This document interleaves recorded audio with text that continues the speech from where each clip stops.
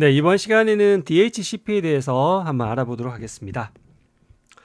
자, CCNA 토픽에서는 이제 IP 서비스단에서 여기 이제 DHCP와 DNS에 대해 롤에 대해서 설명하라 이렇게 해서 하나 나와 있고, DHCP 클라이언트와 릴레이에 대해서 이렇게 설정하고 검증하라 이렇게 나와 있네요. 그래서 조금 더 CCNA에 있는 내용보다 조금 더 자세히 한번 다뤄보도록 하겠습니다. 자, 저희가 이제 하나씩 한번 이거 예전에 한번 제가 RARP 할 때 한번 미리 한번 다뤘던 기억이 나는데요. 자, 우리가 관리자가 이렇게 있으면 단말이 한 대, 두 대 이렇게 있으면 사실 이렇게 1.1.1.1, 1.1.1.2 이렇게 IP를 주면 됩니다.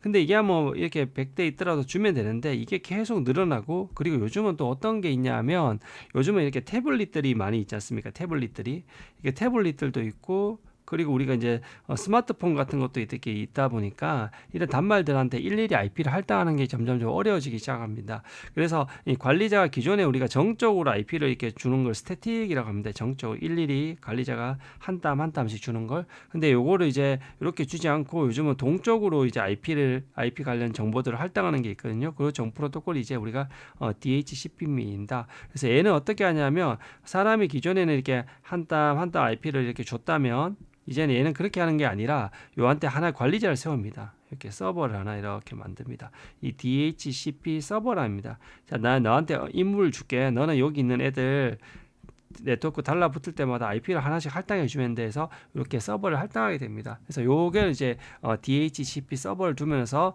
얘가 이제 IP를 관리하는 관리 책임자를 두게 됩니다. 자, 근데 기존에 우리가 어떤 게 이런 동적으로 IP를 할당할 수 있게 있었냐면 세 가지가 있다 했죠. 기억나십니까? RARP라는, 우리가 ARP 배울 때, 자, ARP란 거는 뭐였습니까? IP 주소에 대해서 해당하는 뭘 준다? 맥 주소, 3계층에 해당하는 2계층 주소를 아는 거고, 이 반대가 뭐냐면 이 RARP라 했습니다. 그래서 이 맥 주소와 해당해서 RARP 메시지를 주면 그 RARP 서버에서 얘한테 IP를 주는 게 그렇겠습니다. 그래서 이때도 IP를 할당했죠. 자, 요거에서 조금 더 진보돼서 나온 게 뭐냐면 부트피에서 이게 부트피라 부르는, 이게 부트스트랩이라 불렀나? 이게 정확하게 저 이름이 기억이 잘 안 나는데 부트피 이렇게 하는데, 요것을 다음에 나서 이제 DHCP가 나오게 됐습니다. 그래서 사실 DHCP의 특징은 뭐냐면, 사실상은 요 부트피 프로토콜을 승계한 겁니다. 승계. 자, 이 부트피 프로토콜이 사실 거의 DHCP랑 유사합니다. 근데 얘는 특이하게 뭐냐면 IP를 할당을 했는데 동적으로 할당은 안 되고 다 수동으로 할당을 정적으로 할 수밖에 없었어요. 해당 IP에 대해서 해당 특정 맥 주소에 대해서 맥 1이면 IP 1을 할당하고 맥 2면 IP 2를 할당하고, 이런 식으로 수동으로 할당밖에 할 수가 없었던 거예요. 근데 DHCP는 이런 수동 할당뿐만 아니라 이 동적인 할당까지 더 추가를 하게 돼서 좀 더 이제 센트럴하게 집중하게 됐다는 거죠. 자, 그래서 우리가 이제 RARP라는 프로토콜은 사실상 현재 지구상에 거의 사라졌습니다. 예, 사라졌고, 그리고 이제 부트피라는 프로토콜 나오고 DHCP로 진보됐다. 근데 사실 여기서 얘가 특징이 뭐냐면, 얘는 수동으로 맥 주소별로 지정해야 되는 반면에 얘는 뭐냐면 요 기능을 당연히 지정했지만 아까 말대로 동적으로, 자, 얘 같은 수동일 때는 맥 주소 1은 IP1 이렇게 매핑 테이블 다 가지고 있었다면, 얘는 그것도 지원하지만 그렇지 매핑 테이블이 없더라도 알아서 동적으로 주게 된다 합니다. 자, 그래서 이렇게 수동으로 준다, 동적으로 준다, 이게 다이나믹이라 하기도 합니다. 근데 좀 비슷한 표현인데 여기서 오토매틱이라는 표현도 쓰기도 합니다. 이거는 사실상 어떤 의미냐면, 자, 우리 DHCP 서버가 있으면 여기 단말이 이렇게 부팅해서 자, IP 주세요 하면 얘가 IP를 이렇게 준다는 겁니다. 자, 그럼 만약에 이렇게 1.1.1.1을 이렇게 주게 되는데, 이때 뭐냐면 이게 일정한 시간이 되면 얘가 뭐냐면 줄 때 뭐냐면 마치 우리가 계약처, 집을 이렇게 월세 계약하듯이 일정 기간 동안 이렇게 줄 때 너 며칠만 이거 써. 그럼 나중에 되면 너 이제 돌려줘야 돼. 이렇게 또 일반적으로 하게 되게 돼 있습니다. 근데 여기서 우리가 이 동적이란 것들은 일반적으로 그런 의미입니다. 동적이라는 건 얘가 이제 주고 나면 일방적으로 나중 되면 다시 리스 타임이 끝나면 얘가 다시 뺏어갑니다. 그리고 다시 우리가 월세 전세 재계약하듯이 다시 갱신하게 되어 있습니다. 자, 그러니까 동적인데, 이 오토매틱이란 건 뭐냐면 받고 나서 그냥 갱신 없이 자기 것처럼 계속 쓰는 게 이 오토매틱입니다. 그래서 동적으로 받지만 그것을 한번 받으면 갱신 없이 마치 우리가 장기 임대처럼 계속 쓰게 되는 게 바로 오토매틱입니다. 그래서 크게 이제 시스코는 이 세 가지 방식을 이렇게 표현하게 됩니다. 세 가지 DHCP에서 기능을 제한한다. 이렇게 알아두시면 될 것 같습니다. 자, 그래서 우리가 이제 RARP, 부트P 이제 DHCP 세 가지가 뭐냐면 동적으로 할당한다. 그래서 대표적인 게 바로 이 IP 주소를 우리가 주게 돼 있다. 이렇게 말씀을 드렸습니다. 근데 얘 같은 경우에는 뭐냐면 이계층 기반이다 보니까 얘는 브로드캐스트 방식이었죠. 그러다 보니까 브로드캐스트로 하다 보니까 뭐냐면 이 하나의 서브넷 내에서 항상 RARP 서버가 있어서 줄 수밖에 없었던 거죠. 그러니까 네트워크별로 RARP가 서버가 있어야 됐다는 겁니다. 이러다 보니까 너무 한계가 있었던 거죠. 그래서 이 부트 랩은 뭐냐면 2계층에서 동작하지 않고 7계층, 응용 계층에서 동작하게 됩니다. 7계층에서. 자, 그래서 얘는 IP 주소, 서브넷 마스크, 게이트웨이, DNS 서버. 얘는 IP 주소만 줬거든요. 왜냐하면 한 개의 계층 내에서니까 굳이 이런 것들 필요 없다고 생각하고 초기에 나왔다 보니까. 근데 얘는 7계층에서 다양한 정보를 더 제공합니다. 근데 얘가 단점이 뭐냐면 IP와 맥 주소를 수동으로 매핑 테이블 서버에서 이렇게 가지고 있다 했습니다. 그래서 할당한다 했습니다. 그래서 좀 한계가 있었다 했습니다. 자, 그래서 얘는 가지고 있었고 얘가 특징이 뭐냐면 여기 릴레이 에이전트라는 것들 둘 다 가지고 있습니다. 자, 요거는 제가 좀 이따 설명을 드릴 건데 이 부트랩과 DHCP 차이가 뭐냐면 요거밖에 없다면 이렇게 여기 제일 중요한 거는 얘가 뭐냐면 얘는 스태틱뿐만 아니라 동적으로 매핑 테이블이 없더라도 동적으로 할당한다. 그리고 오토매틱은 다이나믹하고 똑같은데 뭐다? 갱신 기간이 없다. 그냥 계속 쓰게 해준다. 이런 것들이 있게 됩니다. 자, 그래서 얘들은 다이나믹이다 보니까 리스 기간 이후에 갱신 같은 게 필요하다. 이런 것 특징이 있습니다. 자, 그래서 사실 이 프로토콜도 이제 사라졌고 이것도 사라졌고 실제 이제 남은 거는 얘가 이제 마지막으로 이제 남아있다. 3세대가 남아있다. 이렇게 알아두시면 될 것 같습니다. 자, 그래서 이 부트랩보다 가장 발전했던 게 이 부분이고 또 한 가지 더가 뭐냐면 얘는 다양한 정보들을 제공합니다. 우리가 IP의 설정에 관한 이런 정보뿐만 아니라 다양한 정보들을 제공하게 되어 있습니다. 뒤에 이제 배우게 되실 건데 그래서 실제 살아남은 건 이 3세대만 살아남아 있다라고 알아두시면 될 것 같습니다.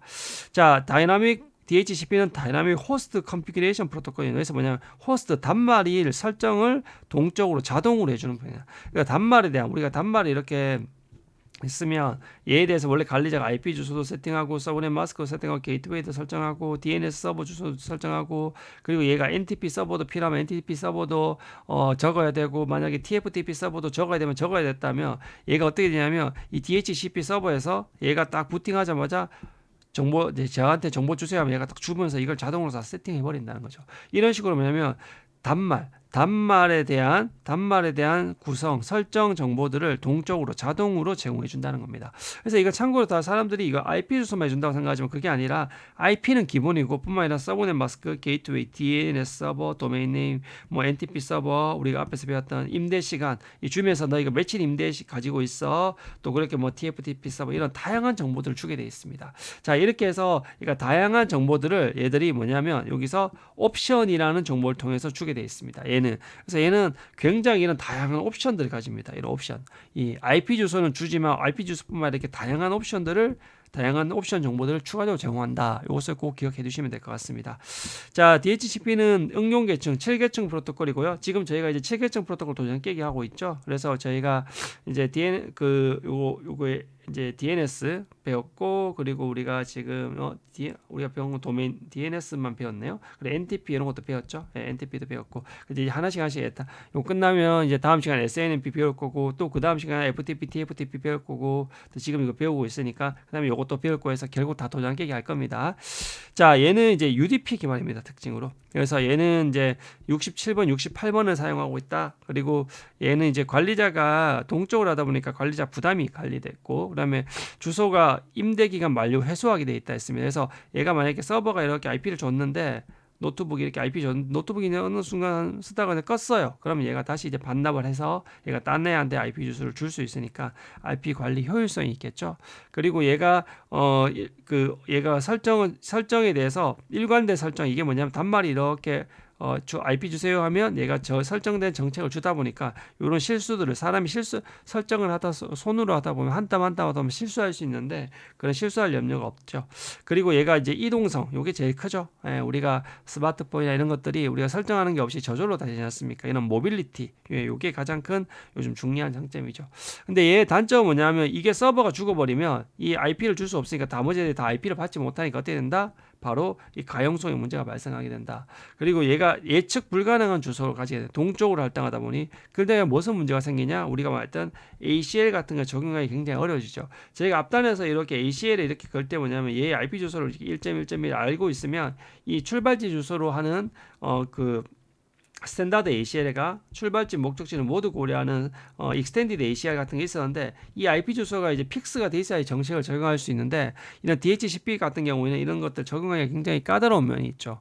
그래서 이런 예측 불가능한 주소가 좀 문제가 된다 이렇게 돼 있고 그리고 얘가 이제 혹시라도 얘가 나쁜 짓을 하더라도 이 리스 타임이 끝나버리면 또 IP벽이 변경이 되다 보니까 추적이 굉장히 어렵다 이런 정도로 좀 한계가 있다는 것들을 말씀드리게 됩니다. 자, 그래서 이 얘가 가장 특이한 게 자, 우리가 기존에 이제 그 하고 좀 다른 게 뭐냐면 우리가 DNS 이런 것들 배우시면 뭐냐면 DNS 같은 경우에 DNS 서버가 이렇게 있으면 자, 이렇게 해서 단말이 이렇게 있으면 이렇게 해서 DNS는 뭘 쓴다 했죠? UTP 또는 UTP란다. UDP죠. 예.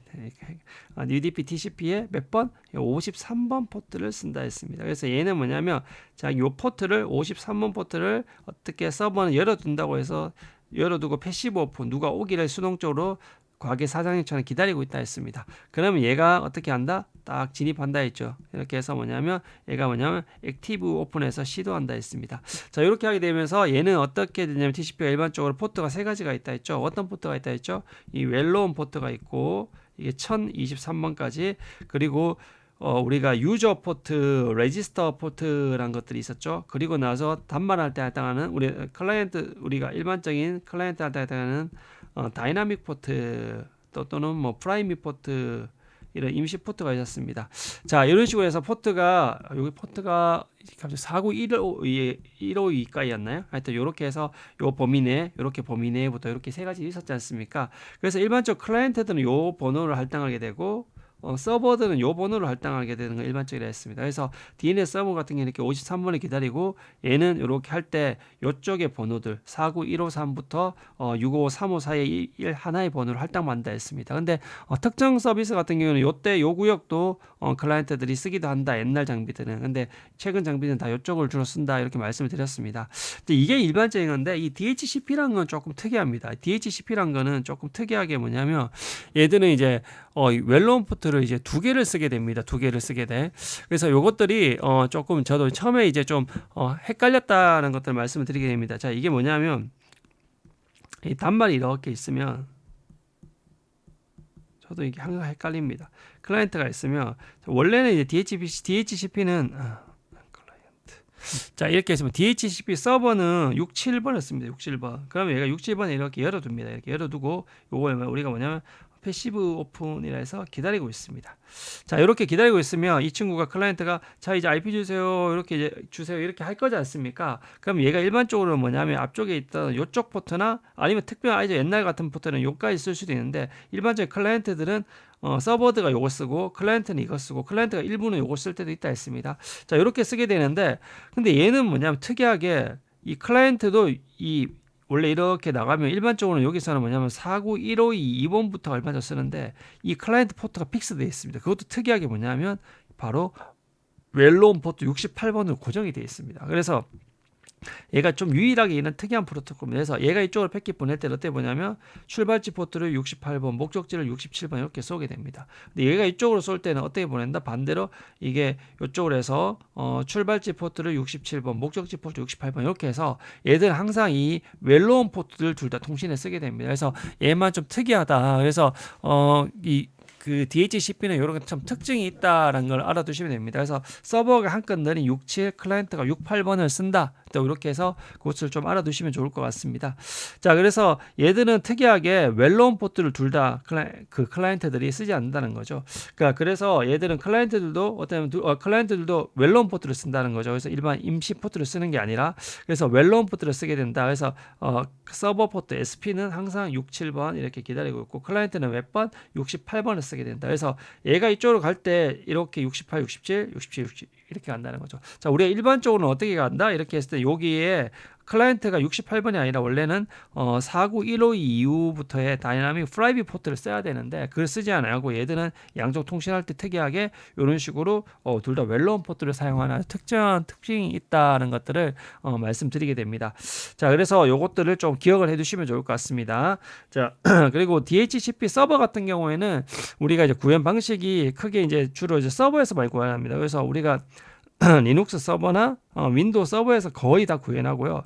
아주 스몰 오피스 소어 환경 같은 경우에는 서버가 너무 비용이 아깝지 않습니까? 왜냐하면 이 DHCP 서버 하나를 윈도우 서버도 뭐 몇백만 하고 라이센스도 서버를 또 갖추긴 하드웨어도 비싸지 않습니까? 이런 단말들 한 30대도 안 되는데 이거를 하기에는 너무 아깝다는 거죠. 이럴 때 어떻게 하냐? 아주 좋게 시스코 라우터와 L3 스위치가 이 DHCP 서버 기능을 이네이블 할 수 있습니다. 그래서 그런 스몰 스케일에서는 오히려 이 라우터를 쓰는 것들이 더 합리적이다라는 걸 말씀을 드리게 됩니다. 자, 그래서 실제로는 요것들입니다. 그래서 여러분들 이렇게 NOS라 해서 네트워크 오퍼레이팅 OS라는 걸 이걸 다 배우시겠지만 아시겠지만 요 서버 엔지니어들이 하는 것들을 좀 이해하실 필요가 있습니다. 그래서 주로 이렇게 윈도우 서버나 리눅스 서버에서 이렇게 많이 구현하게 됩니다. 이 리눅스의 ETC의 DHCP, DHCP 컴프 요게 사실 시스코 IOS 구현하는 거랑 굉장히 비슷합니다. 예, 그래서 이렇게 있다는 것들을 알아두시면 될 것 같습니다.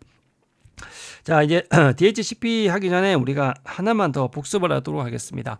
자, 우리가 IP 주소를 배울 때 특별하게 스페셜 어드레스라는 걸 배웠습니다. 스페셜 어드레스. 이게 용도가 정해져 있는 스페셜 어드레스를 배웠습니다. 자, 뭐 우리가 NAT 주소도 대역도 있었고 뭐 브로드캐스트 주소도 있었는데 이 중에서 특별히 다시 한번 리뷰하면 뭐냐면 우리가 0.0.0.0이라는 게 있고 255 자, 0이란 건 사실 뭐냐면 올 이진수로 보면 올 0을 이걸 의미합니다. 이게 이진수 0이죠. 요게 이제 4개가 있는 거고 255는 11111112 요게 4개 있는 게 이겁니다. 그래서 뭐냐면 올 제로, 올 원 주소입니다. 사실 이진수로 봤을 때는 자, 요 두 주소가 뭐가 관련이 있냐면 이게 바로 DHCP랑 굉장히 관련이 있습니다. 어떤 면에서 관련이 있냐면 요 올 1이라는 거는 우리가 네트워크에서 기본적으로 좀 뭘로 쓰냐면 브로드캐스트를 의미합니다. 자, 그래서 제가 말씀드렸듯이 우리가 특정 우리 한 개 단말이 이 스위치에 있어서 모든 애들한테 뿌리고 싶을 때 하면 어떻게 뿌리면 된다 했다. 요 255로 뿌리면 다 가게 된다. 이렇게 말씀을 드렸습니다. 자, 여기서 브로드캐스트 한다 했습니다. 자, 이렇게 브로드캐스트 했을 때 L3 주소는 이걸 쓰지만 그때 L2 주소는 뭘 쓴다 했죠? 목적지 맥 주소는 실제로는 목적지 맥 주소도 브로드캐스트를 의미하는 뭡니까? FF에서 이렇게 해서 FF가 6개라고 이렇게 해서 한다 했습니다. 우리가 맥 주소 6바이트지 않습니까? 그래서 이것도 다 뭡니까? F란 게 이진수로 이렇게 1111이죠. 결국 뭐냐면 모든 L3에서는 L2든 간에 모든 주소가 1로 표현된 것들이 다 브로드캐스트를 의미한다고 말씀을 드렸습니다. 자, 근데 이 0.0.0.0이란 뭐냐면 나 IP 주소 없어 라는 건 없어. 자, 우리가 이게 언제 쓰냐면 지금 이때 쓰는 거죠. 우리가 DHCP 서버가 이렇게 있으면 얘들 이제 7계층 통신이니까 3계층 IP 주소가 있어야 통신할 수 있지 않습니까? 근데 아이러니인 거죠. 얘는 이렇게 서버가 주소가 있는데 얘는 지금 주소가 없기 때문에 DHCP 서버한테 돌라고 하는 건데 이 통신을 하려면 7계층이니까 3계층 주소가 있어야 되는 겁니다. 이게 그러니까 닭과 달걀 문제가 생기는 겁니다. 나 통신을 해야 IP 주소를 알기 위해서 통신해야 하는데 그러려면 IP 주소가 있어야 통신이 된다. 이게 이제 애매한 문제죠. 이때 어떻게 하냐면 이때 이런 경우에는 그냥 0.0.0을 너 IP로 써 이렇게 해서 정해 출발 주소 넣어서 이렇게 해서 데이터 보내면 돼 이렇게 돼 있습니다. 그래서 DHCP 클라이언트들이 처음에 IP 주소가 없을 때 어떻게 하냐면 이 출발 주소를 0.빵.빵빵 올 제로를 쓰게 된다는 것들 말씀을 드리게 됩니다. 그래서 스페셜 어드레스 할 때 제가 설명을 드렸을 건데 DHCP 클라이언트가 자신의 IP 없을 때는 출발자 IP로 이 올 제로 주소를 쓰게 된다는 겁니다. 자, DHCP 서버 할 때 이런 식으로 올 제로를 쓰게 된다는 겁니다. 자, 그리고 우리가 그 DHCP 서버는 일반적으로 DHCP 얘가 이렇게 해서 DHCP를 서버를 찾을 때 어떻게 되냐면 기본적으로 브로드캐스트를 뿌립니다. 자, 이게 오탄 안내 노트럴 네트워크인데 자, 그래서 우리가 어떻게 결론적으로 이렇게 해야 된다는 거죠. 클라이언트가 이렇게 있으면 DHCP 서버가 이렇게 있으면 DHCP 서버한테 주소를 보낼 때 출발지 주소 S 소스 IP 목적지 IP가 이렇게 있으면 데스티네이션 IP가 있다면 출발지 IP는 누굴 적냐면 0.0.0.0을 줍니다. 나 IP가 없으니까. 그리고 이 목적지 IP로는 뭘 적냐면 255252525 이렇게 적습니다. 이게 뭐냐면 브로드캐스트 뿌리는 거죠. 자, 이 중에서 얘가 이렇게 뿌리면 어떻게 됩니까? 스위치가 이렇게 있으면 이 안에 있던 모든 단말들한테 다 전달되죠. 그러면 결국 DHCP 서버한테 전달되겠죠. 그래서 어떻게든 DHCP 서버한테 전달되기 위해서 이렇게 브로드캐스트를 뿌리게 됩니다. 그래서 자기 주소를 소스 주소를 이걸로 하고 목적 주소를 이렇게 해서 뿌리게 해서 이 DHCP를 찾게 되면 DHCP가 이 메시지를 받으면 아하 얘가 내한테 IP 주소 원하는구나 해서 IP 주소를 주게 되는 그런 개념입니다. 그래서 요 스페셜 어드레스 두 개가 이 단말이 어떻게 처음에 이 DHCP 서버한테 통신을 할 때 요 스페셜 어드레스 두 개가 사용된다는 것들을 다시 한번 복습하게 됩니다. 자, 그래서 DHCP 서버는 이제 여기서 우리가 여기서 하나만 왜냐면 우리가 옛날에 뭐 노홍철 이렇게 나오면 또라이라는 표현을 많이 했잖아. 또라이랑 그것들로 외워주시면 되는데 이게 뭐냐면 DORA에서 또라이라고 이렇게 외우시면 도라이 이렇게 해주시면 됩니다. 도라이라고. 자, 이게 뭐냐면 이 또라이라는 게 이게 우리가 꼭 DHCP의 패키지인데 이 또라이라는 게 뭐 대단한 게 아니고 이 클라이언트가 이렇게 있으면 이렇게 해서 서버한테 이렇게 이제 처음에 이제 한데 첫 번째 과정이 뭐냐면 얘를 디스커버합니다. 찾습니다. 찾습니다. 그래서 디스커버에서 얘 DHCP 서버 어디 있어요? 이렇게 해서 아까 앞에서 말씀드렸듯이 이렇게 브로드캐스트를 통해서 걔한테 전달되게 됩니다. 찾게 됩니다. 자, 이렇게 찾고 나면 어떻게 되냐면 얘가 그 다음 단계가 찾고 나면 그 다음 단계가 뭐냐면 얘가 나 이제 너한테 제안하는 거야. 나 이제 너한테 IP 줄 수 있어. 이렇게 제안합니다. IP 줄 수 있어. 이렇게 오퍼를 던진다 하죠. 그럼 얘가 오케이 나 너한테 주세요 해서 리퀘스트 요청을 합니다. 그럼 얘가 에크를 보내게 됩니다. 자, 그래서 근데 요 메시지는 꼭 기억해 주셔야 합니다. 또라이, 오퍼, 요 CCNA 시험에. 그래서 이렇게 네 단계를 통해서 하게 됩니다. 그래서 처음에 DHCP한테 나 이 IP 받고 싶은데 해서 전달하게 되면 얘가 나 줄게. 그럼 나 그러면 줘. 오케이 줄게. 이렇게 해서 하게 된다는 겁니다. 그래서 요 네 가지 메시지 형태를 기억을 해두시면 될 것 같습니다. 자, 그러면 디스커버 아퍼 단계에서 보시면 제가 말씀드렸듯이 그러니까 출발 주소는 어떻게 되냐면 제가 말씀드렸지 올 제로로 되고 그리고 IP 주소가 없으니까 목적 주소는 이렇게 브로드캐스트로 해서 2호점에서 이렇게 뿌리게 된다는 겁니다. 그럼 이렇게 해서 뿌리게 되면 어떻게 된다? 얘가 오케이 이렇게 해서 어떻게 되냐? 너가 이렇게 나 뭔지 알았어 이렇게 하게 됩니다. 그럼 오퍼가 어떻게 하냐면 오퍼가 얘가 어떻게 하냐면 이제 오퍼 메시지가 가죠. 그래서 이때는 자기는 DHCP 서버는 자기 IP 주소가 있으니까 쓰고 얘가 IP 주소가 없으니까 이렇게 브로드캐스트로 보내게 됩니다. 그래서 일반적으로 우리가 얘가 아직 IP 주소가 없기 때문에 유니캐스트로 던질 수가 없지 않습니까? 그래서 일반적으로 어떻게 되냐면 얘가 이렇게 브로드캐스트 던지면 얘가 어째 브로드캐스트를 이렇게 얘는 어쩔 수 없이 던질 수밖에 없는 상황에 IP 주소가 없으니까 얘도 이렇게 브로드캐스트로 일반적으로 던지게 됩니다. 브로드캐스트로. 자, 이렇게 해서 던지게 된다는 것들을 말씀드리게 됩니다. 자, 그래서 여기서 보시면 이런 것들을 개념을 알아두시면 되겠습니다. 자, 그래서 얘가 있다 이렇게 브로드캐스트 주소를 던지더라도 결론적으로는 얘가 이 안에 있던 애들이 결국 이 목적지 주소, 이더넷 맥 주소가 얘만 해당할 거기 때문에 얘만 받게 됩니다. 자, 그래서 기본적으로는 얘들 통신이 다 이렇게 브로드캐스트로 처음에 이루어지게 됩니다. 근데 가끔 이렇게 유니캐스트로 이루어질 때도 있어요. 이게 뭐냐면 자, 우리가 일반적인 것들은 제가 앞에 설명을 드렸습니다. 둘 다 이제 얘가 디스커버, 아퍼, 또라이, 리퀘스트, 에크 이렇게 했습니다. 그래서 얘가 찾는다 이렇게 브로드캐스트로 던지고 얘도 어떻게 IP 주소가 없으니까 브로드캐스트로 던지고 브로드캐스트 이렇게 하는 게 일반적이었습니다. 근데 이 상태에서 이 돌아오는 과정은 유니캐스트로 할 수도 있습니다. 자, 이 또라이 중에서 이런 경우는 이제 그냥 참고를 알아두십시오. 자, 일반적으로 우리가 다 브로드캐스트 여기 방향이 왜 이렇게 됐죠? 브로드캐스트가 이쪽도 브로드캐스트가 일반적인데요. 자, 이렇게 해서 브로드캐스트가 이렇게 다 일반적인데 요 과정은 요쪽 과정을 유니캐스트로 할 수도 있습니다. 이게 무슨 말이지? 왜냐하면 이게 말이 안 되는 게 뭐냐면 얘는 요렇게 해서 IP 주소가 없다. 요 에크를 받을 때 그때 IP 주소를 알게 되거든요. 그러면 이게 말이 안 되는 게 뭐냐? 유니캐스트 통신을 하려면 어떻게 해야 되냐면 얘가 IP 주소가 있어야지 그 IP 주소로 던지는데 IP 주소로 던질 수가 없지 않습니까?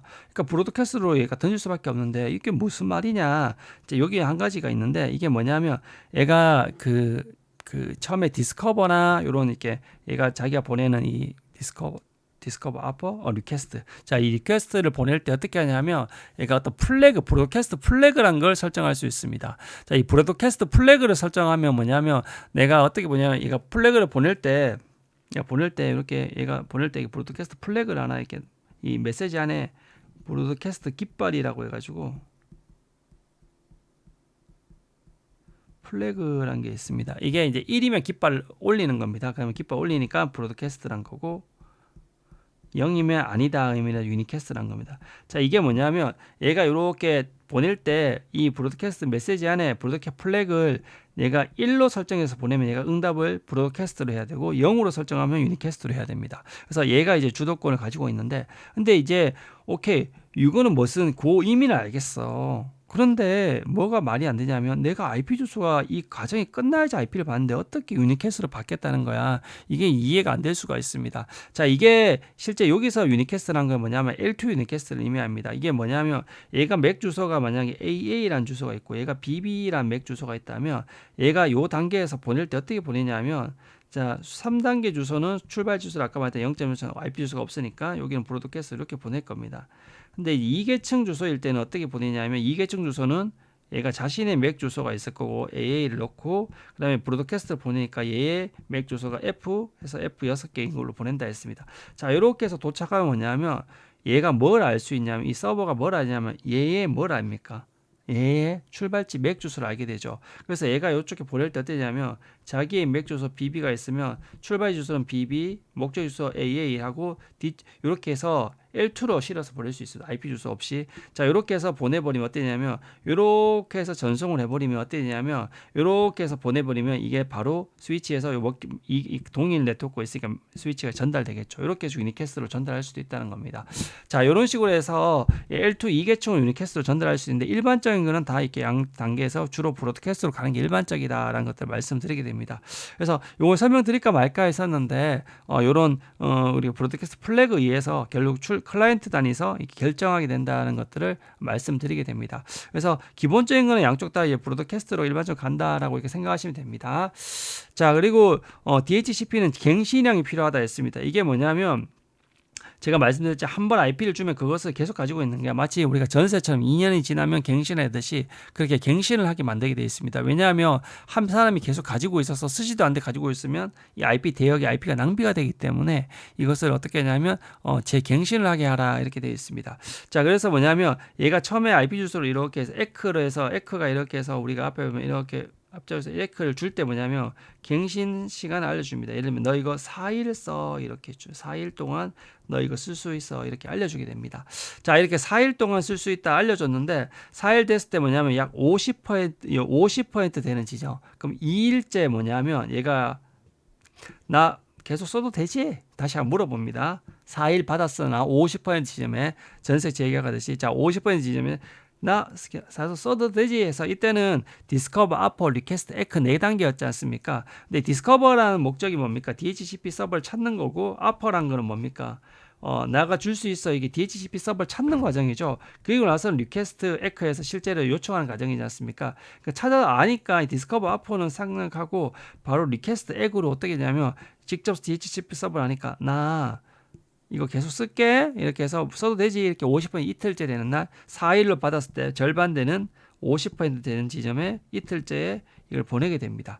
자, 이렇게 보내게 됩니다. 보내서 이렇게 에크 받으면 이제 계속 쓰게 되는 겁니다. 4일째까지. 근데 그럼 계속 연장해서 쓸 수 있게 되는데 이때 내가 못 받았어요. 에크를 수십 못 해줬어요. 에크를 수십 못 했어요. 그럼 어떻게 되냐면 87.5% 뭐 4일에 87.5% 지점에 이때는 혹시 내가 유니캐스트로 가서 잘 안 갔나 해서 브로드캐스트로 전송합니다. 그래서 혹시 다른 DHCP 서버까지 받을 수 있을 거라 받으면 좋겠다까지 이제 최후의 보루까지 해서 그렇게 해서 이 시점에 보내게 됩니다. 이때에서 보내게 되고 이때까지 응답을 100% 4일째 되는 100%까지 응답을 못 받으면 어떠냐? IP 주소를 폐기합니다. 릴리즈 놓아주게 됩니다. 자, 그래서 이 87.5% 지점을 이제 리바인딩 다시 바인딩하는 지점이라 해서 이런 식으로 해서 50%에서 갱신 리뉴얼을 하기 위해서 알아봤는데 못했을 때 87.5%에 다시 이렇게 브로드캐스트로 전송함으로써 그래서 다시 시도하는 것들을 우리가 이제 리바인딩이라고 합니다. 이제 리바인딩에서 해서도 실패하면 100% 지점에 IP 주소를 이렇게 반납하게 됩니다. 자, 이렇게 해서 리뉴얼과 릴리즈라는 것들을 한번 설명해 드렸습니다. 자, 그리고 이제 DHCP 릴레이 에이전트라는 것들이 이제 굉장히 중요합니다. 자, 이게 이제 왜 중요하냐? 제가 이제 잘 설명을 아까 드렸지만 이렇게 돼 있었고 이렇게 DHCP 서버가 있으면 얘들 통신이 아까 또라이 통신 있죠. 디스커버, 아퍼, 리퀘스트, 에크 얘들 통신이 기본적으로 제가 뭘 쓴다 했죠? 이 브로드캐스트를 쓴다 했습니다. 자, 이 브로드캐스트의 đặc 점이 뭡니까? 이 브로드캐스트는 뭐냐면 패킷을 보내면 라우터가 있으면 이렇게 해서 라우터가 브로드캐스트 패킷을 어떻게 한다? 요까지만 하고 요쪽으로 넘기지 않는다 했죠. 자, 그러면 이런 문제가 어떤 문제가 발생하냐면 우리가 이렇게 해서 라우터가 이렇게 있고 라우터가 이렇게 있으면 이렇게 해서 네트워크가 하나, 한 개, 두 개, 세 개가 있습니다. 그럼 얘가 DHCP 서버를 찾는 메시지를 보내면 DHCP 서버가 응답해서 아퍼를 던지게 되는데 이 디스커버나 아퍼 메시지 다 이 안에서밖에 못 돈다는 거죠. 왜냐면 얘가 브로드캐스트를 차단해 버리니까. 그럼 뭐냐면 어떤 문제가 있냐면 여기 클라이언트가 이렇게 있으면 서버가 이 네트워크 안에 한 대 서버가 있어야 되고 또 여기에 또 클라이언트가 있으면 요 안에 서버가 있어야 되고 또 클라이언트가 있으면 여기 서버가 있어야 된다. 그래서 뭐냐면 이 각 네트워크별로 뭐가 있어야 되냐면 서버가 존재해야 된다는 겁니다. 그러면 우리 회사 내에 네트워크가 수십 개 있으면 DHCP 서버가 어떻게 된다? 수십 대가 있어야 된다는 이 브로드캐스트 통신의 이 한계를 가지게 된다는 겁니다. 자, 그러면 이거를 우리가 해결할 수 없을까라는 이제 그 방식이 나오게 된 거죠. 그래서 이거를 우리가 이제 방식으로 초기에 어떤 방식들이 나왔냐면 자, 이제 이렇게 해서 클라이언트가 있으면 자, 우리가 서버를 우리 한 곳에 이제 몰아두고 싶은 거죠. 이런 식으로 개개인이 있는 게 아니라 서버는 이렇게 한 군데에 몰아두고 한 네트워크가 있고 나머지 애들이 이렇게 다 통신할 수 없을까? 클라이언트들이 이거를 이제 구현하는 겁니다. 그래서 뭐냐면 이 중앙 집중화된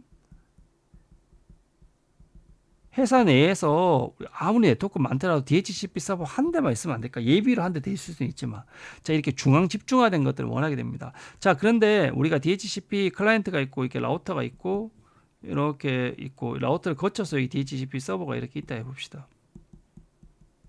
그럼 DHCP 얘가 디스커버 하면 여기서 걸리니까 이까지 안 오니까 DHCP 서버는 줄 수가 없죠. 안 오니까 얘는 아파할 것도 없습니다. 왜냐면 여기서 라우터가 브로드캐스트를 다 차단해 버리니까요. 클라이언트가 보내는 메시지는 다 브로드캐스트니까 다 차단해 버리니까 얘는 절대로 IP 주소를 얻을 수가 없습니다. 자, 이럴 때 어떻게 해야 되냐? 자, 이럴 때 이제 어떻게 해야 되냐 해서 우리가 이제 한 가지가 이제 대리인이 생긴 거죠. 자, 우리가 한국 회사인 미국에 직접 갈 수 없을 때는 어떻게 한다면 중간에 대리인께서 걔를 대신 보낼 수 있지 않습니까? 걔를 대신 계약할 수 있게. 자, 그런 것처럼 대리인이 하나 만듭니다. 그래서 에이전트를 하나 만듭니다. 여기서 릴레이 에이전트라는 거 하나 만듭니다. 자, 얘는 뭐냐면 얘 주소를 알고 있어요. DHCP 서버 주소를 알고 있어요. 그래서 어떻게 하냐면 얘가 이렇게 DHCP 메시지를 이렇게 보내면 뭐냐면 얘가 DHCP 그 디스커버 메시지를 딱 받는 순간 어쩌면 얘가 얘한테 이렇게 전달해 줍니다. 그 브로드캐스트 메시지를 어떻게 된다? 유니캐스트 메시지로 바꿔서 전달해 주게 됩니다. 자, 이런 식으로 해서 전달해 주게 됩니다. 그래서 이렇게 브로드캐스트 유니캐스트에서 전달해 주는 유니캐스트로 가니까 이 라우터를 통과해서 가죠. 자, 이런 식으로 해서 중간에 이 브로드캐스트 메시지 유니캐스트 바꿔주는 역할을 하는 게 바로 릴레이 에이전트입니다. 자, 그래서 이 릴레이 에이전트를 구현하는 방식에는 어떻게 있냐면 우리가 그 리눅스나 윈도우 서버에서 이 기능을 제공하게 됩니다. 요 기능이 있고요. 그리고 실제 어디서 또 할 수 있냐면 이 L3 장비에서 L3 네트워크 장비에서 할 수 있습니다. 자, 이게 무슨 말이냐면 자, 요 네트워크 내에 누군가가 이 DHCP 브로드캐스트 받으면 얘가 유니캐스트 변경해서 이렇게 던져준다 했죠. 근데 어떻게 보면 이 라우터의 요 포트도 이 네트워크 내에서 있으니까 이 브로드캐스트 메시지 받을 수 있죠. 그럼 요 포트 라우터의 요 L3 스위치 요 포트가 뭐냐면 릴레이 에이전트 역할을 해주는 겁니다. 그래서 이 네트워크 내에 누구 한 명이 해주면 되는데 이렇게 해서 이 중에 단말 서버 한 대가 할 수도 있거나 아니면 이 네트워크 장비가 할 수 있다는 거죠. 근데 실제 현실 세계에 구현되어 있는 거 99.99%는 다 누가 한다? 얘가 다 하게 되어 있습니다. 그래서 얘들은 기능은 있기는 있지만 거의 하지 않고 다 여기서 구현한다는 것들을 말씀을 드리게 됩니다. 자, 이걸 한번 볼까요? 자, 릴레이 에이전트란 릴레이 중계를 준다는 거죠. 에이전트가 중간에 이제 브로커처럼 껴줘서 이제 해준다는 겁니다. 자, 이 릴레이 에이전트를 보시면 얘가 DHCP 서버가 메시지가 기본적으로 어떤 통신한다? 이 브로드캐스트로 통신하다 보니까 이거 통과를 네트워크 라우터를 통과할 수가 없다는 거죠. 로컬 서버는 벗어날 수가 없다는 겁니다. 그러다 보니까 각 서브넷별로 DHCP가 필요하다고 제가 말씀드렸습니다. 그래서 어떻게 하냐면 얘가 브로드캐스트 DHCP를 유니캐스트로 바꿔서 전달하는 역할을 하게 됩니다. 자, 이런 식으로 해서 릴레이 에이전트라는 게 동작하게 됩니다. 그래서 얘가 어떠냐면 얘가 클라이언트와 서버가 있으면 얘가 브로드캐스트를 보내면 얘가 그거를 디스커버 메시지 유니캐스트로 바꿔서 또 요 사이에는 유니캐스트에서 브로드캐스트. 그래서 원래 요 구간이 브로드캐스트로 이루어지는 구간이지 않습니까? 그래서 여기는 다 유니캐스트로. 자, 이런 식으로 해서 브로드캐스트와 유니캐스트를 이어주는 역할을 해주는 게 바로 릴레이 에이전트라는 거죠. 그래서 이거는 이 네트워크 내 이 네트워크에 누가 할 수 있지만 가장 일반적인 건 누가 한다? 이 L3 장비가 하는 게 일반적이다. 그래서 리눅스 같은 경우는 DHC 릴레이라는 게 있고 윈도우에는 뭐 RRAS에서 라우팅 리모트 액세스 서비스라는 게 있습니다. 근데 잘 쓰지 않습니다. 실제로는 다 여기서 다 한다라는 것들을 말씀드리게 됩니다. 그래서 윈도우 서버에서는 이게 라우팅, 리모트 액세스 릴레이 에이전트 설정할 수 있는데 이게 잘 사용하지 않았습니다. 저도 이게 거의 이게 이론적으로만 배웠지 그걸 사용하지 해본 적이 없습니다. 저 일반 윈도우 10, 윈 같은 클라이언트 OS에서는 이거 제공하지 않습니다. 근데 이건 별로 중요하지 않은 기능. 다 실제는 누가 한다? 여기서 다 한다는 거죠. 자, 그래서 우리가 어떻게 하냐면 얘가 이렇게 디스커버 보내면 요 네트워크 요 포트 동일 네트워크에 있는 요 포트에서 뭘 지정해 주냐면 이 DHCP 서버 주소 요걸 지정해 줍니다. 그래서 얘가 딱 받으면 얘를 디스커버 메시지를 다시 이쪽으로 해서 172.16.1로 쏴주게 됩니다. 자, 요거를 우리가 뭐냐면 헬퍼 어드레스라는 표현을 쓰게 됩니다. 헬퍼 어드레스. 그래서 요 인터페이스에다가 인터페이스 G0-0에다가 IP 헬퍼 어드레스 해서 DHCP 서버 주소를 이렇게 적어주게 됩니다. 그러면 이렇게 해주면 요 라우터에 요 포트로 들어오면 얘가 릴레이 에이전트에서 이렇게 넘겨주게 된다는 겁니다. 자, 그래서 여기서 보면 제가 말씀드릴 때 디스커버 메시지는 원래는 얘는 빵빵빵빵 해서 이렇게 브로드캐스트로 오게 되면 여기서 끊기다 못 넘어간다는 거죠. 근데 얘가 어떻게 되냐면 얘가 출발 주소 172.16.1.1에서 출발지 주소 얘로 이렇게 해서 유니캐스트로 바꾼다는 거죠. 마치 누가 만약 실제로는 얘가 만들어서 얘한테 브로드캐스트 보내려는 거지만 지금 어떻게 보냐면 마치 얘가 얘한테 보내는 것처럼 유니캐스트 보내는 것처럼 뿌린다는 거죠. 그래서 얘의 주소로 해서 이렇게 해서 뿌리게 된다는 겁니다. 그렇게 해서 얘가 받게 되면 얘는 다시 얘한테 유니캐스트로 보내면 얘가 다시 브로드캐스트 뿌리게 된다는 겁니다. 자, 이렇게 해서 요것들을 꼭 이제 기억을 해두시면 될 것 같습니다. 그래서 릴레이 에이전트가 굉장히 중요하다라는 것들을 다시 한번 말씀을 드리게 됩니다. 자, 그래서 우리가 클라이언트 단에서 이 서버 단으로 갈 때는 이런 식으로 해서 원래 들으면 요건 다 설명을 드렸고요. 그다음에 반대로 올 때는 어떻게 제가 말씀드렸지 요 구간에 다시 유니캐스트, 여기는 다시 브로드캐스트로 해서 이렇게 오게 된다. 이것들 다시 한번 보시면 될 것 같습니다. 자, 그래서 우리가 인터페이스에 그 헬퍼 어드레스를 설정하면 이렇게 헬퍼 어드레스라는 게 뜨게 됩니다. show IP 인터페이스에서 요게 바로 우리가 얘가 그 L3 스위치나 라우터가 바로 DHCP 릴레이 에이전트 역할을 할 수 있게 만드는 명령어다 이렇게 말씀을 드리게 됩니다. 자, 윈도우에서는 DHCP로 해서 이제 IP 주소를 받을 때는 이렇게 다음으로 IP 주소 자동으로 IP 주소 받게 하면 되죠. 그리고 DNS 서버도 자동으로 바꾸면 싶으면 이렇게 해야 되고 DNS 서버는 내가 수동으로 설정할 거야. IP 주소만 받을 거야. 이렇게 하시면 이렇게 하셔도 되고요. 자, 그리고 얘에서 제일 중요한 명령은 IP config all이라는 명령을 제일 많이 쓰죠. 리눅스일 때는 여기 안 쓰는데 리눅스일 때는 if config이라고 씁니다. IF는 인터페이스 약자인데 얘는 IP config, 윈도우는 IP config이라 쓰게 됩니다. 자, 이렇게 IP config all 하게 되면 이런 식으로 해서 DHCP가 여기 enable 돼 있죠. enable 돼 있으니까 DHCP로 이런 주소를 받았고 그러면 갱신기간 list obtain 해서 내가 뭐냐면 요거 list 시작한 날이 요 날이고 그리고 얘의 만료 날짜 expire 만료 날짜가 얼마고 게이트웨이 주소, DHCP 서버, DNS 서버 주소를 이렇게 받아왔음을 알 수 있습니다. 그래서 여기서 리스타임 같은 정보들을 알 수 있다. 그런 것들을 말씀드리게 됩니다. 그래서 요 명령은 꼭 알아두셔야 되고요.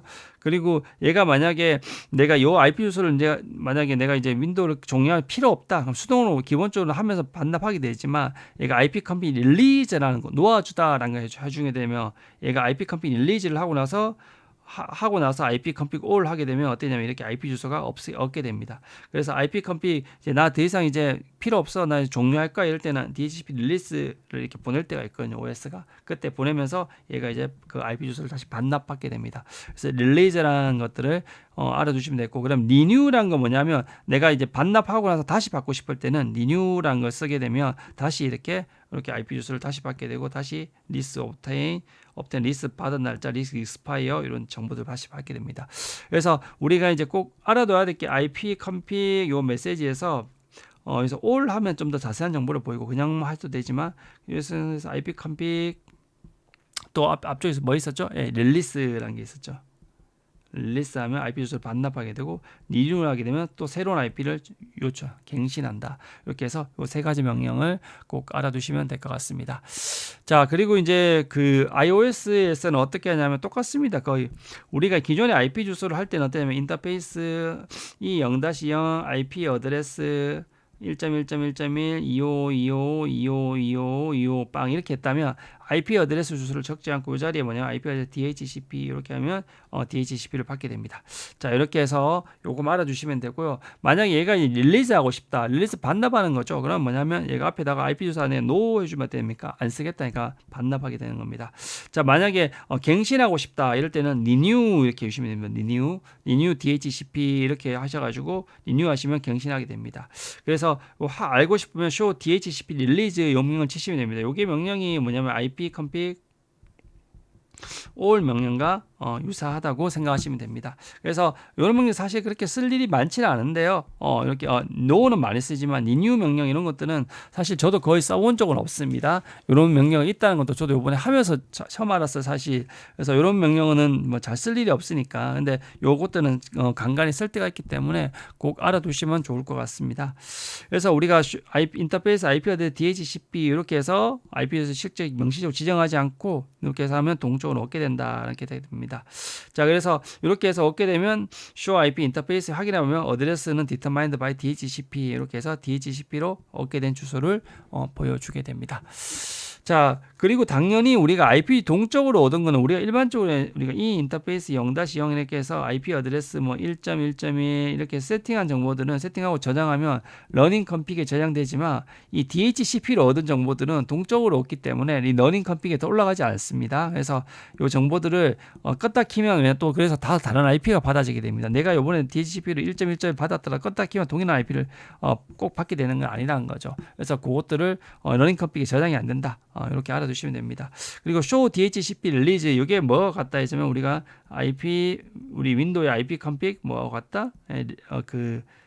all가 같다는 거죠. 그래서 여기 보시면 자기들이 이제 리스 서버와 리스 시간, 그다음 갱신이 이제 리스를 86,400초를 받았네요. 그러니까 리뉴는 언제 된다 했죠? 50%쯤이고 리바인드는 87.5%. 그래서 요게 절반인 43,200, 87. 여기 87.5% 리바인드. 그래서 50% 지점에 갱신이 실패했을 때 87.5% 다시 유니캐스트로 브로드캐스트로 다시 디스커버리해서 찾는다 했죠. 다시 리퀘스트를 해서 찾는다 했죠. 그래서 이 리바인드들 이런 정보들은 이렇게 확인할 수 있다라는 것들을 말씀드리게 됩니다.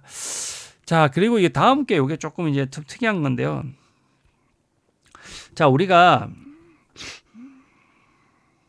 이제 이 라우터가 이렇게 있으면 이 통신사 라우터가 이렇게 있습니다. 통신사 라우터 ISP. 그래서 일반적으로 이렇게 통신사한테 우리가 일반적으로 이렇게 해서 이렇게 통신사 구간이 있는데 요 구간은 이제 스태틱으로 우리 일반적으로 수정하는데 가끔 통신사에서 우리 이쪽으로 동쪽으로 IP를 줄 때가 있어요. IP를 이렇게 줄 수 있습니다. 자, IP 주소를 이렇게 얘가 DHCP 서버가 돼서 얘가 우리가 동쪽으로 우리 회사 내부의 망들이 이렇게 내부 망이 있을 거고 얘를 통해서 이렇게 나가게 되는데 자, 이 DHCP를 동접할 때 있습니다. 자, 동접을 받으면 얘가 뭘 받죠? IP 주소도 받고 뭘 받죠? 게이트웨이도 받고 서브넷 마스크도 받고 DNS 서버도 받고 이런 정보들을 받게 됩니다. 자, 이때 얘가 이제 게이트웨이라는 걸 받게 됩니다. 이 게이트웨이가 알다시피 이제 얘가 기본 경로인 거죠. 근데 우리가 라우터 우리가 어떻게 생각하면 똑같은 거죠. 우리가 이 게이트웨이 주소란 게 뭐냐면 게이트웨이랑 사실 우리가 디폴트 루트랑 똑같은 표현입니다. 요건 이제 당연한 표현인데 왜 그러냐면 PC가 이렇게 있으면 PC가 우리가 게이트웨이를 이렇게 1.1.1.1을 선택하면 얘는 기본적으로 외부로 나갈 때 누구한테 다 보냅니까? 경로가 없으면 얘한테 다 던지죠. 무조건. 세부적인 경로가 없으면. 이 디폴트 루트라는 게 뭐냐면 세부 경로가 없으면 누구한테 던집니까? 기본적으로. 얘한테 던지겠단 말이죠. 그래서 사실 이거 두 개가 똑같은 표현입니다. 그래서 얘가 이렇게 해서 IP 주소를 IP 어드레스 여기서 IP 어드레스 DHCP를 설정해 놓고 이렇게 해서 받으면 이 게이트웨이를 받고 나면 뭐냐면 얘가 받았던 게이트웨이 주소가 이쪽 주소가 2.2.2.1이고 얘가 2.2.2.2 주소를 받았어요. 그러면 얘가 자기 요 주소를 너는 이쪽으로 기본으로 와서 이 게이트웨이 주소를 이 주소를 주게 되거든요. 그래서 이런 식으로 기본적으로 주게 돼 있습니다. 자, 이런 식으로 주게 되면 어떻게 되냐면 이게 한번 볼게요. 자, 얘 주소를 얘가 IP 어드레스 DHCP를 해서 얘가 192.0.2.1이라는 주소를 받았습니다. 그러면 얘 게이트웨이 주소를 요 주소 192.0.2.1 요 주소를 알려주거든요. 기본적으로 이렇게 줄 때. 그러면 뭐냐면 게이트웨이 주소를 뭐냐면 얘가 디폴트 루트로 자동으로 잡힙니다. 그래서 여기서 IP 어드레스 DHCP에서 IP 주소 요 주소를 얻고 나면 얘가 뭐냐면 자동으로 여기 보면 스태틱 루트로 디폴트 루트로 뭐가 돼 있다? 요쪽으로 디폴트 루트가 잡혀 있습니다. 이게 왜 잡혀 있냐? 이 게이트웨이가 그 역할인 거기 때문이죠. 그래서 이렇게 해서 지금 잡혀 있어서 트래픽이 나가게 됩니다. 자, 그리고 우리가 앞에서 말씀드린 DHCP 노 IP 어드레스 하게 되면 어떻게 됩니까? 이렇게 릴리스를 하게 된다라는 것들을 제가 캡처 하나 떠놓은 건데 다시 한번 보여드리게 됩니다. 그리고 우리가 리뉴 이렇게 하게 되면 리뉴는 어떻게 된다? 다시 재갱신한다는 거죠. 수동으로. 그래서 리퀘스트 에크가 이렇게 유니캐스트로 전달되는 것들을 한번 보여드리게 됐습니다. 이게 생각보다 기네요. 빨리 끝낼라 했는데. 자, 그러면 iOS DHCP 설정을 이제 보도록 하겠습니다. 자, 이제 말씀드렸듯이 스태틱 설정은 뭐냐? 맥 주소 기반으로 IP 주소를 할당하는 거. 요거는 옛날에 그래서 부트피에서는 요것만 지원했다 했죠. 자, RARP 같은 것도 이런 방식이었다 했습니다. 근데 이제 DHCP는 동쪽으로 준다 했습니다. 그래서 다이나믹이 됐습니다. 근데 이 오토매틱이라는 건 동쪽으로 주는데 뭐냐면 줄 때 임대 기간은 뭘로 한다? 무한으로 설정하는 거다. 그래서 그 동일한 클라이언트 계속 그 동일한 IP가 할당하는 게 오토매틱이란 거고, 이 다이나믹이란 거는 제한된 기간 하다가 다시 뺏게 되고 이런 거 차이가 있다라는 것들을 말씀드리게 됩니다. 자, 얘가 어떻게 설정하냐면 설정하는 방법이 굉장히 간단합니다. 자, 먼저 처음에는 요것들을 이렇게 하게 됩니다. 자, 우리가 10점 원래는 서버가 해야 될 역할을 이제 라우터가 이 라우터가 DHCP 서버 역할을 하지 않습니까? 자, 이때 어떻게 하냐면 자, 얘가 만약에 10.1.1.0의 대역 24대역 있고 10.1.2.0의 24대역을 우리가 DHCP로 할당할 대역이라 합니다. DHCP를 할당할 대역이라고 정의해놨습니다. 근데 이런 대역들을 우리가 뭐냐면 풀이라고 합니다. 풀 1, 뭐 DHCP 풀 1 이렇게 만들어 두게 됩니다. 자, 이렇게 두 개의 서브넷을 만들어 놨습니다. 근데 가끔 이 서브넷이 있다 보면 서브넷에 뭐 게이트웨이 이 특정 서브넷에 보면 고정적인 중요한 서버들은 이렇게 고정 IP를 줘야 됩니다. 단말이 아닌 서버들은 고정 IP를 줘야 됩니다. 그래서 만약 이 서버 안에 중요한 뭐 웹 서버나 이런 것들이 있다면 요 내에서 10.1.1.1.0이란 거는 0부터 255까지잖아요. 24니까. 그러면 뭐냐면 내가 0에서부터 30까지는 고정된 걸 써야 되니까 얘들은 DHCP 할당하지 말고 31번부터 254번까지만 DHCP로 줄 거야. 이렇게 할당할 수 있습니다. 그래서 처음에는 뭐냐면 풀의 제외 대역을 일단 설정하게 됩니다. 그리고 나서 뭐냐면 DHCP로 사용할 뭘 지정하냐면 이 풀을 만들게 됩니다. 그럼 풀을 이렇게 내가 이렇게 설정하더라도 이 제외 대역이 먼저 설정해 놓은 애들은 이 안에 있더라도 제외가 먼저 됐기 때문에 빠지게 됩니다. 자, 그리고 나서 이 풀에서 뭘 하게 해주게 되냐면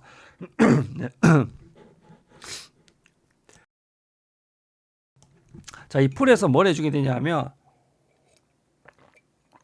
바로 우리가 그 서브넷 마스크, 그런 게이트웨이, DNS 서버 이런 정보들 그리고 얘의 뭐 리스트 타임 이런 정보들을 정의하게 됩니다.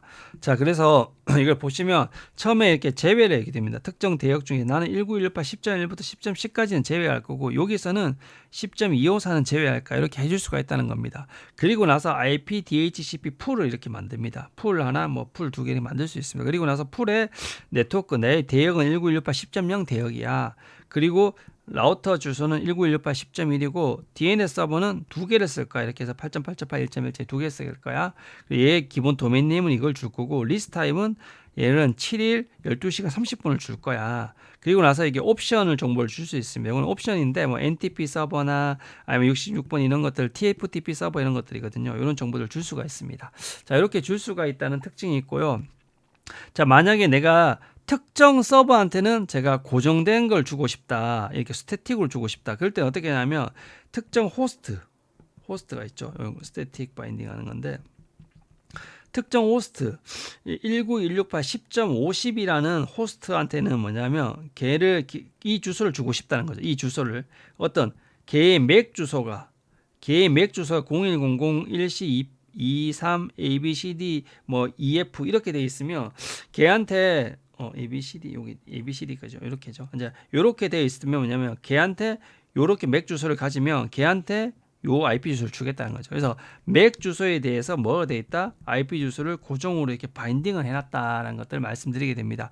자, 그래서 이렇게 하는 것들이 바로 스태틱 방식입니다. 옛날에는 클라이언트 아이디, 하드웨어 어드레스로 해서 이렇게 맥 주소를 줬는데 현재는 이렇게 클라이언트 아이디라는 표현을 많이 쓰더라고요. 그래서 이게 이제 되도록이면 이제는 클라이언트 아이디로 이렇게 해서 하셔서 맥 주소 주시고 걔한테는 고정된 IP 주소를 주고 싶으면 이렇게 하시면 됩니다. 물론 이제 고정을 줄 것들은 이렇게 하지 않고 익스클루드 해놓고 자기가 그 단말 가서 직접 설정해 주셔도 되고요. 근데 만약에 DHCP에서 관리하면서 고정으로 주고 싶으면 이렇게 클라이언트 아이디로 해서 주시면 된다 하는 것들을 말씀드리게 됩니다. 자, 그리고 여기서 제가 스태틱을 제가 여기 똑같은 걸 또 적어놨네요. 그래서 스태틱 대응은 별도로 이렇게 제외. 그래서 항상 이 스태틱으로 줄 대역들은 여기서 제외를 미리 해두고 하시면 좋겠다라고 말씀을 드리게 되고요. 제가 하면서 여기 한 가지 실수했던 게 뭐냐면 여기 풀을 보시면 뭐냐면 호스트한테 이렇게 주게 되면 이런 식으로 19168 10.50을 줄 거다. 누가 내 클라이언트 아이디 맥 주소가 이렇게 되는 한테 줄 거다 이렇게 되어 있습니다. 근데 얘가 특이하게 뭐냐면 얘가 항상 01로 시작합니다. 01로. 이게 뭐냐면 이더넷이라는 의미고 이더넷에 뒤에 6바이트 맥 주소라고 이렇게 되어 있습니다. 그래서 항상 이게 01로 이렇게 시작해서 되어 있다는 것들 여기 01로 잘 되어 있죠. 그래서 그것들만 알아두시면 됩니다. 그래서 예전에는 뭔가 클라이언트 아이디를 했지만 현재는 이렇게 하드웨어 현재는 클라이언트 아이디, 예전에 하드웨어 어드레스 명령을 썼다. 근데 실제 그건 똑같다라는 것들을 말씀드리게 됩니다. 그래서 그것만 이제 조심하셔서 봐주시면 될 것 같습니다. 그래서 DHCP 설정할게요 하기는 show IP DHCP 풀 이렇게 하시면 이렇게 자기가 만든 풀들이 이렇게 보이게 됩니다. 그리고 이제 show는 섹션 DHCP 하면 한 번에 세팅했던 것들 전체 확인할 수 있으니까 설정 확인할 때는 이게 이제 굉장히 편리하겠죠. 자, 그리고 이제 show IP DHCP 바인딩 하면 요 맥 주소에는 얘가 이렇게 들어가 있어요. 이렇게 해서 그 IP 주소와 받은 애에 대한 정보가 되어 있습니다. 그래서 만약에 내가 오토매틱으로 할당한 거는 이렇게 되어 있고 매뉴얼로 할당한 거는 이렇게 되어 있으면서 뒤에 할당했던 방식들이 나오게 됩니다. 근데 우리가 이제 요렇게 해서 타입을 보시고 뭘로 이제 할당했다 이렇게 알 수 있게 된다는 것들을 말씀드리게 됩니다. 자, 그리고 수동으로 할당했으니까 얘는 이제 그 바인드로 박아놨으니까 요 맥 주소는 얘를 계속 써야 하니까 얘는 리스트 타임이 없죠. 인파이나이트 무한하던 거고 얘는 오토매틱으로 그 다이나믹으로 줬기 때문에 리스 기간이 있다. 요거 차이가 있다는 것만 보시면 될 것 같습니다. 자, 그리고 이거는 만약에 혹시라도 우리가 IP 주소를 줬는데 그 줬던 게 어떤 단말이 수동으로 설정돼서 충돌을 할 수도 있습니다. 그때는 show IP DHCP 클라이언트란 걸 컴플리트란 걸 해서 충돌을 확인하시면 됩니다. 이게 예전에 제가 이제 CCI 시험 칠 때 한번 나왔었는데 이게 이제 거기서 일부러 IP 주소 똑같은 거 넣어놓고 충돌을 발생시킨 거예요. 이걸 이제 트러블 슈팅하는 문제였었는데 이게 이제 특이하게 보면 이게 이렇게 돼 있으면 무조건 초기화할 때는 그냥 이걸 이렇게 한번 올라가 버리면 이제 그 얘가 수동으로 무조건 클리어 이 명령을 써서 다시 이거를 초기화를 해줘야 됩니다. 그쪽 단말의 IP 주소를 뺏고 초기화를 해줘야지 이게 제가 됐던 거였거든요. 그래서 이런 경우들도 혹시라도 여기 사용할 때는 항상 충돌 났는지를 show 클리어 IP DHCP 컴플릭트로 반드시 확인하시는 것들을 show IP DHCP 컴플릭트 확인하시고 혹시 그 발생했던 원인들을 제거하시고 클리어 명령으로 해서 잘 해서 다시 재 IP 할당할 수 있도록 하시는 게 중요하다고 이렇게 말씀드리게 됩니다. 자, 이렇게 해서 오늘 수업을 마치도록 하겠습니다.